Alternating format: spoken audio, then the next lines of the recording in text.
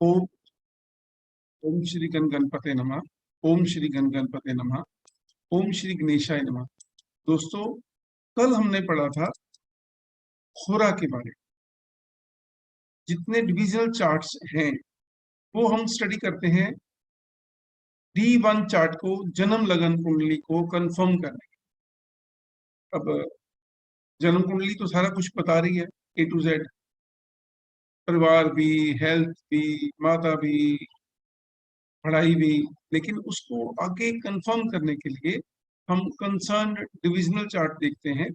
और जो divisional charts होते हैं वो काफी तरह के हैं, लेकिन नॉर्मली हम अपनी प्रैक्टिस में 16 तरह के डिविजनल चार्ट्स को यूज करते हैं। सबसे पहले बात आती है, जो डिविजनल चार्ट्स हैं, लगन तो आपने देखना ही देखना है। जब भी कोई होरोस्कोप देखना है, लगन इज द मोस्ट इंपॉर्टेंट। और उसकी एक्यूरेसी को भी जरूर चेक करना है। जितना आप एक्यूरेट हो जाएंगे वो आपकी उतनी प्रेडिक्शन भी एक्यूरेट हो जाएगी।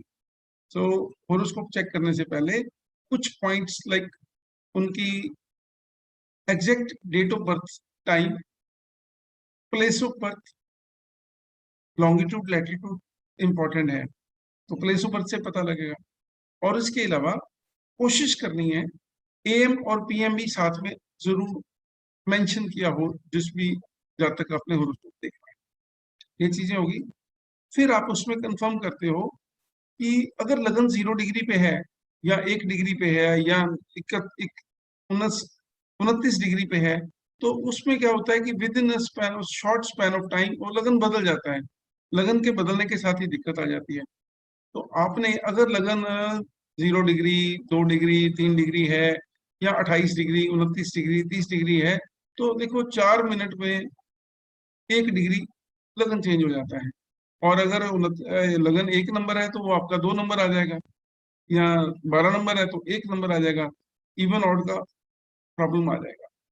हम कोशिश करें उनसे डेट ऑफ मैरिज ले लें। डेट ऑफ मैरिज ले लें, दशा पैटर्न में जाएंगे, हमें पता लग जाएगा। दूसरा, कितने भाई बहन हैं, उससे भी आपका होरोस्कोप कंफर्म करने में आसानी हो जाती है।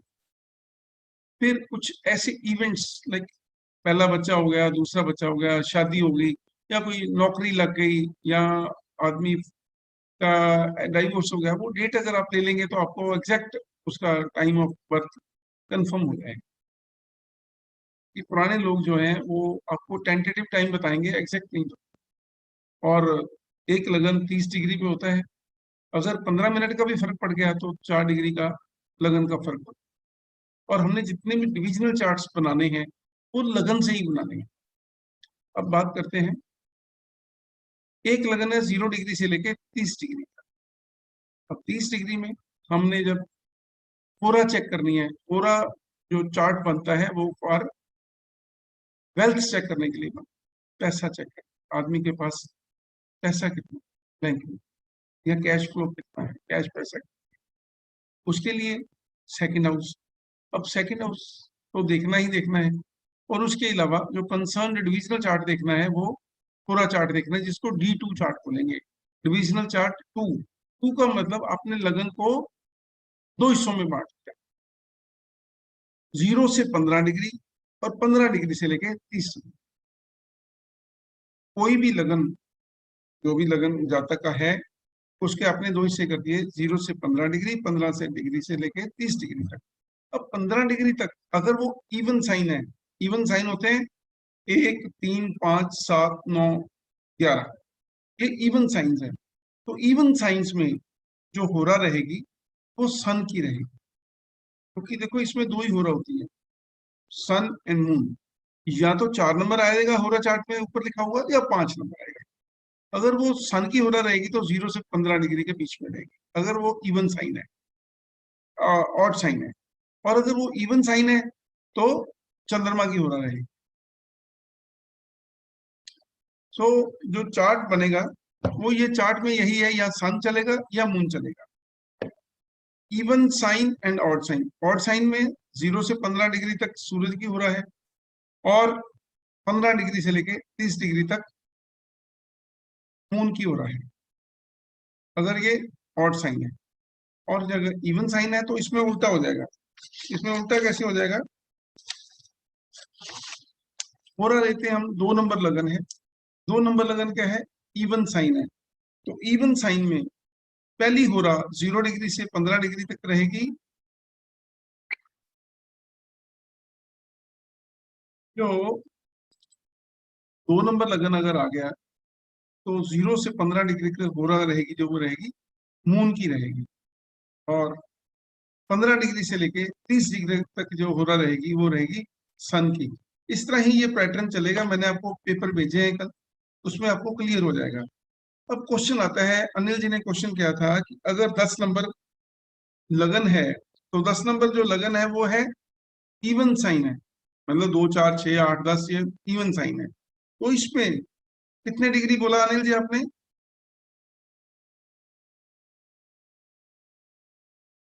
Anil ji 19 degree, 19 degree. 19 degree जब आएगा तो वह पहली गोरा जो रहेगी वो सर रहेगी 5 नंबर आएगा, उसमें लिखा हुआ सूरज की गोरा रहेगी। क्योंकि हाँ 0 डिग्री हाँ, से तो लेके 15 डिग्री तक मून की हुरा रहेगी, और 15 डिग्री से लेके 30 डिग्री तक सूरज की हुरा रहेगी। तो इवन साइन में पहली वाली हुरा पहली वाली हुरा मून की, और दूसरी वाली हुरा जो है वो सन की। तो ये 19 डिग्री है, तो it is more than 15 degree, तो ये सूरज की हुरा रहेगी, पहली बात। अब अब इसके बाद हमने सभी प्लैनेट्स की बात की थी। जितने भी प्लैनेट्स हैं, जितने भी प्लैनेट्स हैं, सेम सेम ही ऐसे करना है जैसे लगन को किया है। अगर इवन साइन है तो सूरज की ओरा में पहले 15 डिग्री तक, ऑड साइन है तो 0 से 15 डिग्री तक सूरज की ओरा में, इवन साइन है तो पहले 0 से 15 डिग्री तक मून की ओरा में। सन एंड मून दोनों ही है। सन ऑड में आएगा, मून इवन में आएगा पहले वाले में, और दूसरे वाले में उल्टा हो जाएगा। ये हमने कल किया था। इसके बारे में कोई क्वेरी है तो आप पूछ सकते हैं, इसके फिर आगे चलते हैं। क्योंकि जिन लोगों ने कल ज्वाइन नहीं किया था तो उनको थोड़ा ये आइडिया हो जाएगा। हाँ जी, चले फिर आगे। अच्छा, इसमें एक चीज पूछ। बोलिए अनिल जी, बोलिए। हेलो। हाँ जी, बोलिए। इसमें ये पूछा था जी, अगर मान लीजिए, हाँ, जैसे अभी वही कैप्रिकॉर्न असेंडेंट है हम्म। और लग्न 19 डिग्री पे है, तो पहली हो रहा हो गई सन। हाँ जी। नहीं, लगन तो अगर हम लगन अगर कैप्रिकॉर्न है और 90 कैप्रिकॉर्न, डिग्री पे है तो पहली हो रहा होगी सन। हाँ जी। तो हम सन को ऊपर लिखेंगे और मून को नीचे लिखेंगे जी, सन को लिखेंगे आप और ऊपर और मून के लिखेंगे अप साइड, नीचे साइड में। तो उसमें सन साइड की में होरा बनेगी, मेन जो आएगी सन की होरा आएगी। और सन की होरा हो तो उसमें सभी प्लैनेट्स हमने जो भरने हैं, मैं अभी आपको जी यहाँ जी। पे क्लियर कराता हूँ। चलो पहले इसको क्लियर कर लेते हैं, फिर आगे चलते हैं। हाँ, अब यहाँ पर एक क्वेश्चन था मेरा सर। हाँ जी, बोलिए। वो क्वेश्चन, हाँ, वो क्वेश्चन ये सर कि जैसे सन की होरा बना ली मैंने और मून का भी बन गया, प्लैनेट्स हमने डाल दिए, हाँ। तो अब वो जिसका हॉरोस्कोप है हम्म। उसके लिए सेकंड हाउस यानी D2 के बारे में जानने के लिए हम्म। कि उसको धन कहाँ से मिलेगा, कितना मिलेगा, इसके लिए हम सन के साथ जो प्लैनेट्स हैं उन पर कंसंट्रेट करेंगे ना। ठीक, हाँ। देखो, मैंने कल ठीक उसके है बारे सर। में बताया था, पहले हम ये चेक कर लेते हैं। चलो एक प्रैक्टिस कर लेते हैं। आज 20 अक्टूबर 2021 को शाम को 7 बज के 1 मिनट पर ये लगन बन रहा है आपका। एक नंबर लगन बन रहा है। और एक नंबर लगन में लगन जो है 26 डिग्री 41 मिनट पे है। बाकी सारे प्लैनेट्स की डिग्री यहाँ पे दे रखी हैं।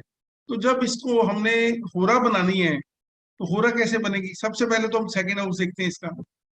सेकेंड हाउस का लॉर्ड कहाँ पे बैठे हैं वो देखते हैं, और सेकेंड हाउस में कौन सा प्लेनेट बैठा है वो देखते हैं। अब इसको आगे डिवीजन करेंगे जब, तो होरा चार्ट बनेगा। तो क्या करेंगे, अगर मेष लगन की कुंडली है, मेष लगन आ गया, इवन साइन आ गया, ऑड साइन आ गया। ऑड साइन में ऑड साइन में क्या करेंगे, 0 से 15 डिग्री तक सूरज की ओरा रहेगी, और 15 डिग्री से लेके 30 डिग्री तक चंद्रमा की ओरा रहेगी। तो यहाँ पे फिर होरा चार्ट में क्या बनाएंगे, ये यहाँ पे आएगा 4 नंबर। ये देखिए इधर, ये होरा चार्ट है। अगर ये 15 से कम होता तो यहाँ पे 5 नंबर आता, और अगर ये 15 डिग्री से ऊपर है तो यहाँ पे 4 नंबर आ गए, पहली बात। अब इसके बाद हमने प्लैनेट्स भरने हैं। अब दो ही होरा रहेंगी, ये 4 नंबर है चंद्रमा की और 5 नंबर है सूरज की होरा। सिर्फ 2 ही हो होती है जब भी आप चार्ट देखेंगे। हाँ, इसमें राहु और केतु इकट्ठे रहेंगे, राहु और केतु हमेशा इकट्ठे रहेंगे। अब पहले हम पकड़ते हैं सूरज के चंद्रमा के बाद सबसे पहले लगन के बाद हम पकड़ते हैं सन को। सन यहाँ पे 7 नंबर साइन में है, तो 7 नंबर क्या है, ऑड साइन है, ऑड साइन है। और 7 नंबर में 0 से 15 डिग्री तक, 0 से 15 डिग्री तक सूरज जो हो तो कहाँ पे जाएगा, 5 नंबर में, मतलब सूरज की ओर में जाएगा। यहाँ पे सूरज है 3 डिग्री 13 मिनट। अगर ये 15 डिग्री तक है, 0 डिग्री से लेके 15 डिग्री तक, और साइन ऑड है, तो ये सूरज की ओर रहेगी। अगर ये इवन होता, यहाँ पे 6 नंबर होता, तो ये मून की ओर में जाता। अब नंबर है 3 डिग्री 13 मिनट, तो ये आपके सामने दिख रहा है सूरज की ओर में चला गया। उसी तरह मून है, मून यहाँ पे 1 नंबर साइन में है, 0 डिग्री 2 मिनट से 33 मिनट, 2 डिग्री 33 मिनट है। तो क्या होगा, ये भी इवन नहीं है, ऑड साइन है, 15 से कम है, तो फिर भी ये यहाँ चला गया सूरज की ओर में। सूरज चंद्र मंगल देखिए, मंगल 6 नंबर साइन में है। 6 नंबर साइन जो है वो इवन साइन है, तो इवन साइन में ये इवन साइन है अगर, तो क्या होगा, पहली हो रहा मून की और दूसरी हो रहा सन की, तो ये 15 डिग्री से लेकर 30 डिग्री तक सन की ओर में चला जाएगा। ये मंगल भी यहाँ पे आ गया। फिर बुध है, बुध भी 6 नंबर में है, लेकिन 15 डिग्री क्रॉस कर चुका है, तो ये भी यहाँ पे आ गया। इसके बाद बुध के बाद आ गया गुरु। गुरु देखिए 10 नंबर इवन साइन है, जैसे अभी आप बात कर रहे थे मकर साइन की, तो 0 डिग्री से 15 डिग्री तक अगर होता तो ये मून की ओर में जाता। अब ये 15 डिग्री से 30 डिग्री के बीच में है, तो ये सूरज की ओर में जाएगा, तो ये सूरज की ओर में चला गया। फिर आ जाओ आप शनि पे। शनि इवन साइन में जरूर है, लेकिन क्या है, शनि 15 डिग्री से कम है, तो ये जाएगा मून की ओर में। Even sign less than 15 degrees, ये चला गया मून की ओर में। और अगर ये 15 डिग्री से ऊपर होता तो ये चला जाता सन की ओर में। इसके बाद आ गया वीनस। वीनस देखिए, ये भी इवन साइन में है, इवन साइन में है और 20 डिग्री पे है। इवन साइन में 0 डिग्री से 15 डिग्री तक होता तो ये मून की ओर में जाता। अब ये 15 डिग्री से ज्यादा हो गया, तो ये शुक्र भी सूर्य की ओर में चला गया। इस तरह से करते हुए अब रह गया हमारे पास राहु और केतु। किसी को भी ले लीजिए, ये इवन साइन में चल रहे हैं, इवन साइन में चल रहे हैं। तो यहाँ पे इवन साइन है 2 नंबर, 0 डिग्री से लेके 15 डिग्री तक ये रहेगा मून की ओर में। ये देखिए मून की ओर में आ गया, और केतु और राहु इकट्ठे रहते हैं। तो इस तरह हमारा जो होरा चार्ट बनेगा वो ये बनेगा। ये आपके लिए रेपिटेशन हो गया, क्योंकि कल भी हमने इसको किया था, लेकिन कुछ लोगों ने आज लेट ज्वाइन किया या नहीं उनको समझ में आया, तो इसके लिए मैंने रिपीट किया है। अब प्रिंसिपल्स क्या हैं इंटरप्रिटेशन ऑफ होरा चार्ट की। होरा अगर देखना है चार्ट, देखो सबसे पहले तो बनाना जरूरी होता है। अब इसमें डिग्रीज को आप यहाँ पे भूल जाओ, आपने सिर्फ यही देखना है कि कौन कौन से प्लैनेट्स चंद्रमा की होरा में है और कौन कौन से प्लैनेट सूरज की होरा में। कहते अगर इवन राशि हो, इवन राशि हो, इवन राशि हो, तो मून की होरा पावरफुल होती है, और अगर ऑड राशि हो तो सूरज की होरा पावरफुल होती है। तो यहाँ पे 1 नंबर है, 1 नंबर का मतलब क्या हुआ कि सूरज की पावरफुल होरा रहेगी एज कम्पेयर टू चंद्रमा की होरा से। कहते हैं इन केस ऑफ ऑड राशिज होरा of sun will be powerful. राशि के लिए मैं बात कर रहा हूँ यहाँ पे साइन की, ये 1 नंबर साइन है। 1 नंबर साइन के हिसाब से सूरज की होरा जो है वो ज्यादा पावरफुल रहेगी। अब होता क्या है, दशा अंतरदशा भी देखनी है प्लैनेट्स की। अगर तो मून की दशा हो, वीनस की दशा हो, शनि की दशा हो, तो चंद्रमा की होरा में रिजल्ट्स अच्छे मिलेंगे। चंद्रमा हो, शुक्र हो या शनि हो, तो चंद्रमा की होरा में, मून की होरा में अच्छे रिजल्ट्स मिलेंगे। अगर सूरज की दशा हो, मंगल की दशा हो, गुरु की दशा हो, तो सूरज की होरा में अच्छे रिजल्ट्स मिलेंगे। तो ये देखो ना, सूरज मंगल गुरु ये सारे के सारे पावरफुल प्लैनेट्स हैं, पावरफुल हैं।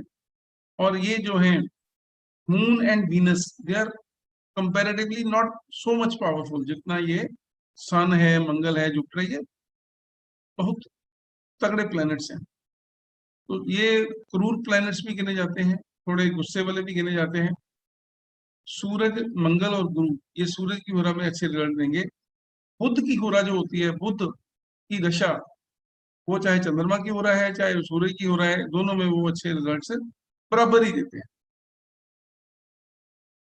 अब बात हो रही थी उस दिन कि कुछ लोग घर में बैठे हुए उनको पैसा ऑटोमेटिकली खुद आता है। कोई ऐसा इंटरेस्ट इनकम आ गई, रेंटल इनकम आ गई, कोई शेयर मार्केट से पैसा आ गया, कोई पैटर्नल प्रॉपर्टी मिल गई, कोई मैटरनल प्रॉपर्टी मिल गई, कोई वसीयत हो गई, कोई इंश्योरेंस से पैसा आ गया। कई बार किसी की डेथ हो गई तो उसने 1 करोड़ रुपए का बीमा करवा रखा था, तो आदमी को घर में बैठे बैठे पैसा मिल गया नॉमिनेशन की वजह से। कोई एफडीआर पड़ी हुई है बुजुर्गों की, नॉमिनेशन की वजह से पैसा मिल गया। कुछ भी जो इजी मनी आता है, इजी मनी आता है, वो that is because of the planets placed in the होरा ऑफ मून। जो चंद्रमा की होरा में पड़े हुए प्लैनेट्स होते हैं, उनकी दशा में उनकी दशा में जो पैसा आता है वो आता है ऑटोमेटिक। और जो प्लैनेट्स सूरज की होरा में पड़े हुए हैं, उनमें आदमी को अपने एफर्ट्स करने पड़ते, मेहनत करनी पड़ती है, और उसी के बेसिस के ऊपर उसको पैसा आता है। तो मान लो आज इस ये कोई भी प्लेनेट, शुक्र की दशा लगी हुई है, तो शुक्र बेसिकली एक नेचुरल बेनिफिक प्लेनेट है। शुक्र की दशा में आदमी लग्जरी एंजॉय करता है। अब शुक्र अगर चंद्रमा की होरा में पड़ा होता तो उसमें उसको रिजल्ट्स मिलने थे ऑटोमेटिकली। किसी लेडी की प्रॉपर्टी मिल जाए, किसी विडो की प्रॉपर्टी मिल जाए, लेकिन यहाँ पे क्या होगा, उसको काम धंधा करना पड़ेगा, उसके बेसिस के ऊपर पैसा मिलेगा। ठीक है, तो ये हमने जब भी चार्ट को पढ़ना है, पहले बनाना कैसे है और उसके बाद पढ़ना कैसे है, ये दोनों चीजें जरूरी है। अब मैं आपको एक और दो चीजें बताता हूँ। कहते हैं डिविजनल चार्ट्स जो होते हैं ना, दे आर नॉट इंडिपेंडेंट। अकेला आप डिविजनल चार्ट देख के किसी को प्रेडिक्शन नहीं दे सकते। डिविजनल चार्ट सिर्फ आपको सपोर्ट करते हैं लगन चार्ट। लगन में अगर कोई प्लेनेट देने वाला बैठा हुआ है तो वो आपको डिविजनल चार्ट सपोर्ट करेगा। अगर लगन में कोई प्लेनेट देने वाला नहीं है, लगन चार्ट में कोई प्लेनेट देने वाला नहीं है, तो फिर डिविजनल चार्ट में भी उतनी सपोर्ट नहीं मिलेगी। मतलब यहाँ पे पहले आपको ज्यादा मेहनत करनी पड़ेगी लगन चार्ट में। अगर एक हमने पढ़ा होगा वर्गोत्तम, किसी को पता है वर्गोत्तम क्या होता है? वर्गोत्तम प्लेनेट क्या होता है? सर उसी राशि में अगर जो D1 में हो और D9 में हो, उसको बोलते हैं वर्गोत्तम शायद। हाँ जी, कहता है कि a planet situated in the same sign, a planet situated in the same sign in राशि चार्ट। राशि चार्ट मतलब आपकी, ये समझ लो ये चार्ट है, एंड एनी डिविजनल चार्ट, और डिविजनल चार्ट में भी सेम साइन में पड़ा हो तो वर्गोत्तम कहते हैं। लेकिन उसमें भी ये देखना होता है कि यहाँ पे अच्छा है तो वहां पे भी अच्छा है तभी रिजल्ट देगा, यहाँ पे खराब है वहां पे भी खराब है तो वर्गोत्तम नहीं होगा वो। ठीक है ना? The results of vargottam planets are always good.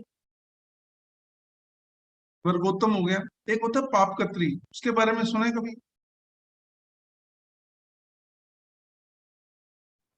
पापकत्री के बारे में जिस हाउस के दोनों तरफ बताया था। मैलेफिक प्लैनेट्स हो, इफ ए उसको गुड, शायद पापकत्री बोलते हैं। हाँ और वो शुभ कत्री, जी, शुभ कत्री क्या होता है?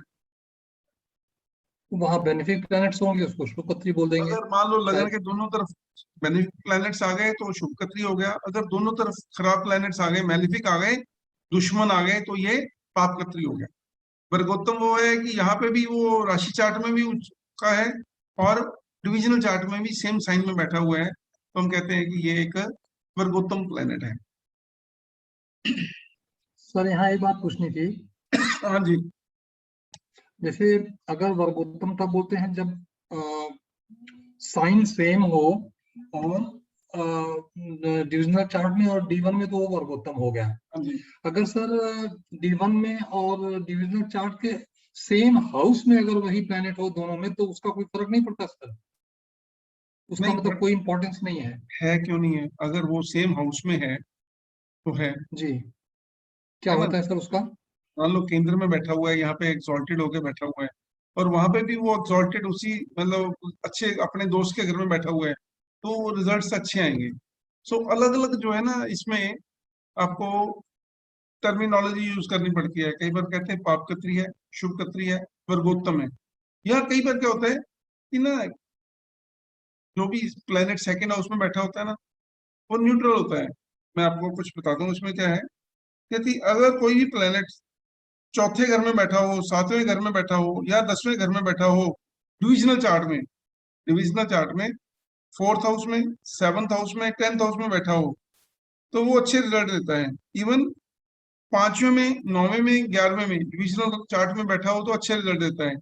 लेकिन सेकेंड हाउस में अगर बैठा हो कोई भी प्लेनेट, सेकेंड हाउस में कोई भी प्लेनेट किसी भी डिविजनल चार्ट में बैठा हो, वो न्यूट्रल ही रहता है। वो ना बढ़िया ना खराब। लेकिन वही आपको बताया, 1 4 7 10 का, 1 5 9 डिविजनल चार्ट में अगर कोई प्लेनेट इन घरों में बैठा हुआ होता है तो वो भी अच्छे रिजल्ट्स देता है। अगर थर्ड हाउस में, एट्थ हाउस में या ट्वेल्थ हाउस में डिविजनल चार्ट में कोई चार्ट बैठा होता है तो वो क्या होता है, वो थोड़ी दिक्कत करता है। कई बार क्या होता है कि वो आपके लगन चार्ट में बढ़िया बैठा हुआ है, लेकिन डिविजनल चार्ट में थर्ड में, एट्थ में या ट्वेल्थ में बैठ गया तो उसकी पावर कम हो जाती है, पावरलेस हो जाता है, तो वो बढ़िया रिजल्ट नहीं दे पाता। सो डिविजनल चार्ट हम इसलिए देखते हैं कि लगन में हमने देखा वो बहुत बढ़िया है, तो हमें आस हो जाती है कि हम कह देते हैं यार तेरी शुक्र की दशा है, फोर्थ हाउस में शुक्र बैठा हुआ है, शुक्र बहुत बढ़िया है, शुक्र बहुत बढ़िया रिजल्ट देगा। लेकिन वही कहीं D9 चार्ट में सिक्स में, एट्थ में, ट्वेल्थ में बैठ जाए, थर्ड में बैठ जाए, तो वो क्या रिजल्ट नहीं दे पाता। तो हम क्या करते हैं फिर उसके रिजल्ट्स की जो एक्सपेक्टेशंस है उतनी नहीं लगा पाते। आपके पास बहुत लोग आएंगे जो कहेंगे "जी, शनि मेरे 10th में बैठा हुआ है, शनि की दशा चल रही है, लेकिन मेरे को तो मेरा नौकरी छूट गई है, या मेरा काम नहीं चल रहा, या मेरे को कोई काम धंधे की प्रॉब्लम आ रही है।" तो फिर हम डिविजनल चार्ट में D10 में जाके देखते हैं कि D10 में भी वहां पे सिक्स में, एट्थ में या 10th में तो नहीं शनि बैठा हुआ। और आगे जाके हम चेक करेंगे षडबल। षडबल, षडबल के बारे में सुना है कभी किसी ने? सुना होगा षडबल। जी सर, बताया था आपने। 6 तरह के बल होते हैं। षड मतलब 6, बल 6 तरह के बल होते हैं। जब हम चार्ट बनाते हैं तो इसमें ना एक चार्ट आता है, ये देखिए, ये इधर, ये नीचे आता है, ये षडबल लिखा हुआ है। हर प्लेनेट के पास अपनी पावर होती है based upon six type of strength. उसके बारे में अभी चर्चा नहीं करेंगे, दैट विल गेट कंफ्यूज। लेकिन जब आपने डिटेल्ड एनालिसिस करना है ना तो उसमें हम जरूर करेंगे। अभी हम डिविजनल चार्ट्स को समझने की कोशिश कर रहे हैं कि डिविजनल चार्ट्स में होता क्या है और डिविजनल चार्ट्स में कैसे हमने उसको स्टडी करना है। अब कहते हैं एनी प्लैनेट। गुरु जी, हाँ जी बोलिए। अभी इस केस में जो D1 में जो लगन चार्ट है, लगन लॉर्ड है, वो 6th हाउस में बैठा है। जी ओके। एंड जो सेकंड हाउस में राहु बैठा है, राहु बैठेगा तो इसके पास पैसे का जो he can not give the accountability of the money, जी ये है। लेकिन अगर हम D2 is for the wealth, अगर हम इस केस में देखेंगे तो इंटरप्रिटेशन इसका कैसे बनाएंगे सर इसका? देखो पहले इसमें क्या है कि इसका second house lord is placed in 8th house, वो खराब हो गया। Second Lord is placed in 8th house और सेकंड में बैठ गया राहु। राहु है यहाँ पे एक्सॉल्टेड, 2 नंबर साइन में राहु एक्सॉल्टेड होता है। लेकिन लेकिन 2 नंबर घर में अगर राहु बैठ जाए तो आदमी के बैंक बैलेंस में हमेशा टाइटनेस रहती है, क्योंकि आदमी खर्चा करता है उसको पता नहीं लगता, वो अनएक्सपेक्टेड खर्चे करना या अनप्लैंड खर्चे करना करता है। ठीक है। और यहाँ पे ये खराब है, मतलब लगन से सेकंड हाउस में राहु का बैठना, हमेशा आदमी बैंक में पैसा डालना चाहता है लेकिन उसके बैंक में पैसा जाता नहीं है। ठीक है। अब क्वेश्चन उसका यही आएगा कि भाई साहब मैं जितने पैसे घर से लेके जाता हूँ सारे के सारे खर्च हो जाते हैं, मेरे को समझ नहीं आती कि क्या हो रहा है, और second Lord is placed in 8th house, तो वो दिक्कत क्या करता है, अगर किसी को पैसा दे भी दिया तो वो वापस नहीं मिलेगा, खड्डे में, कुएं में चला गया, क्योंकि 8th हाउस खड्डा है। Second house lord is placed in 8th house, तो उसको हम यही कहते हैं कि किसी को भी अपने हाथ से पैसा मत दो, और आपके पास पैसा जुड़ेगा नहीं।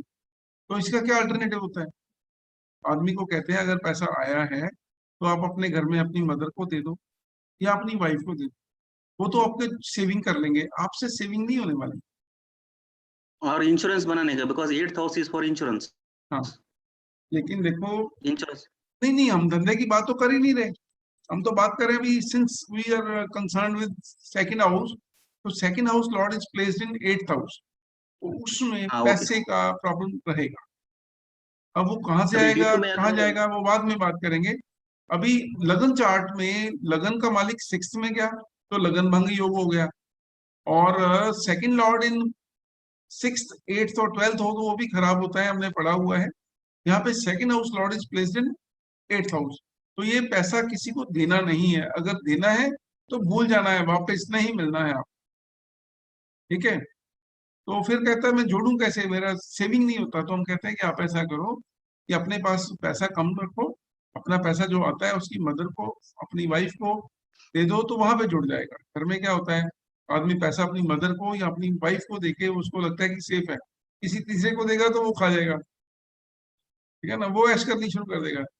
तो यहाँ पे, हाँ, देखा जाए तो सेकंड हाउस से हम ये भी देखते हैं उसका खाना पीना, तो ये इन लोगों का खाना पीना खराब होता है, उसकी वजह से भी इनका पैसा काफी खराब होता है, ठीक है। अब यहाँ पे जो डिविजनल चार्ट है वो सपोर्ट तभी करेगा जब लगन चार्ट सपोर्ट करे। लगन चार्ट में भी ओके। देखिए, और फिर देखो उसमें देखना होता है लगन चार्ट के बाद डिविजनल चार्ट, अगर लगन चार्ट ही नहीं सपोर्ट कर रहा तो डिविजनल चार्ट कैसे सपोर्ट करेगा, ओके, ऐसा है दैट ना। Means if it is supporting here then we should go there. Okay. हाँ, क्योंकि जब तक वहां पे हमें कुछ मिलेगा नहीं, पीछे से लाइट आ ही नहीं रही, तो आप पंखा कैसे चलाएंगे बताओ। ये ओके। लाइट पीछे से लाइट, ये पावर हाउस है, आपके घर का मीटर है, मीटर में लाइट आती है तो सारे घर में लाइट जाती है, फिर आप देखते हैं रूम वाइज कि कौन से रूम में लाइट चाहिए, पंखा चाहिए, एसी चाहिए, फ्रिज चाहिए, कहाँ पे लाइट चाहिए, वॉशरूम में चाहिए, लेकिन वो सारे डिविजन है अलग अलग उसके, लेकिन यहाँ पे पहले सपोर्ट जरूरी है, यहाँ पे सपोर्ट नहीं है तो यहाँ पे सपोर्ट नहीं मिलेगा। तो दैट मींस इधर सेकंड लॉर्ड जो विनस है वो सूर्य के राशि में है, तो हाँ बहुत मेहनत करना पड़ेगा इसको, हाँ अगर चाहिए तो। हाँ, सेल्फ एफर्ट्स, मेहनत से, कहीं से सेल्फ पैसा एफर्ट करना आएगा पड़ेगा। नहीं, कहीं से पैसा आएगा नहीं, क्योंकि हाँ, हमने ऐसा हम समझ सकते। अर्थर ट्राइन पढ़ा था, 6 2 6 और 10 पढ़ा था हमने, करेक्ट। अर्थर ट्राइन 2 6 और 10। 10 में क्या है, शनि है, यहाँ पे शनि मेहनत कराता है, आदमी को मेहनत करनी पड़ती है। दूसरे घर में राहु बैठा है टू तो वो पैसा सिक्स। जुड़ने नहीं देगा, पैसा जुड़ने नहीं देगा। छठे में मंगल आ जाए ना, तो इनका पैसा कहाँ पे लगता है, एक्सीडेंट्स पे, एक्सीडेंट्स में, केसेस में, कोर्ट केसेस में। 6 में मंगल, 6 में कारक है मंगल एक्सीडेंट्स का, और छठा घर जो होता है वो पैसे का भी होता है, क्योंकि हमने नौकरी देखनी होती है तो यहाँ से देखनी होती है। ये बंदा नौकरी करेगा और नौकरी करके मेहनत करके पैसा कमाएगा, और उसका पैसा जो है नुकसान होगा और इज्जतमान नहीं बनेगी, क्योंकि लगन का मालिक यहाँ पे 6 में चला गया तो लगन भंग योग हो गया। यहाँ पे 8th लॉर्ड इन 6 है, तो कहते हैं विपरीत राजयोग हो गया। लेकिन विपरीत राजयोग क्या होता है, पहले मेहनत करेंगे और उसके बाद आपको इज्जत मिलेगी, मतलब रेडीमेड मटेरियल नहीं मिलेगा। और करेक्ट। इसमें और आगे और चलिए। 11th Lord 11th Lord 10th house में, तो प्रोफेशन से ही पैसा हाँ आएगा। बिल्कुल बिल्कुल, और इसमें और देखिए 7th हाउस में सन बैठा हुआ है, तो 7th हाउस क्या है, सूरज नीच का, तो इन लोगों को गवर्नमेंट जॉब नहीं मिलती है। सूरज यहाँ पे 3 डिग्री पे है, सूरज नीच और का है, फादर, नीच का है, और फादर के फादर भी साथ शायद। रिलेशंस कंस्ट्रेंड होते हैं, और इनको इज्जतमान नहीं मिलती है। ये लोग काम जरूर करते हैं, लेकिन ये कभी किंग मेकर नहीं बन सकते हैं, किंग नहीं बन सकते, ठीक है। और अभी देखो ये आ गया अश्विनी नक्षत्र होगा आज। हाँ, अश्विनी नक्षत्र आ गया।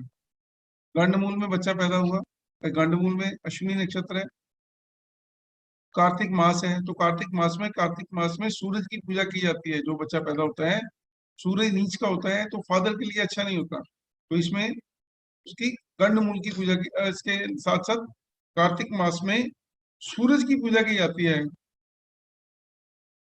कालसर्प योग नहीं है, मांगलिक नहीं है, गंडमूल है, सूरज नीच का है। और दूसरी बात, अभी पूर्णिमा का है, पूर्णिमा का है तो moon is powerful, fourth Lord is placed इन लग्न, ये अच्छा है, ये अच्छा है। फोर्थ लॉर्ड इन लग्न, लगन lord and fourth lord they are friends, लेकिन यहाँ पे Mangal place in six house है। तो क्या करते हैं हम लोग कि बच्चे के लिए सिक्स हाउस के लिए, सिक्स में मंगल आ जाए तो क्या होता है, पता है किसी को?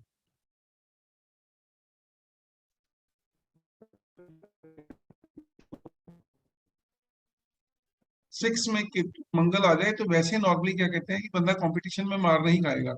सिक्स हाउस में मंगल ओवरऑल अच्छा होता है, लेकिन लाल किताब कहती है कि सिक्स में मंगल हो तो केतु पीड़ित हो जाता है। तो केतु के लिए कान भिदवाने पड़ते हैं, कान में वो बाली या सोने की कोई ना कुछ कान को छिदवा के कान में डालना चाहिए। तो मंगल के लिए ये अच्छा एक उपाय है। सिक्स में मंगल है तो उसके लिए केतु का उपाय करें। और केतु यहाँ पे अष्टम में है, तो ये केतु अष्टम में जो होता है वो ऑपरेशन का योग बना देता है। चलो, मैं आज सोचा था कि आपको D3 के बारे में बात करेंगे, लेकिन इसी के बारे में चल रही है। तो आपकी कोई और क्वेश्चन है तो आप पूछ सकते हैं।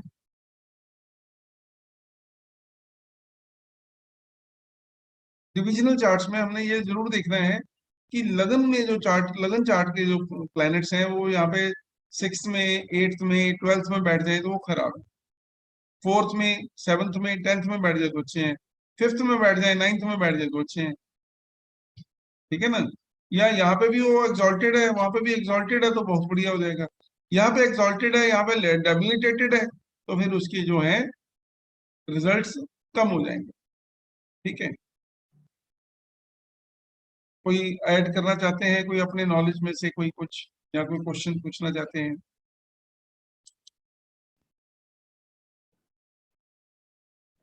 क्या बात, ठंडा ठंडा चल रहा है प्रोग्राम?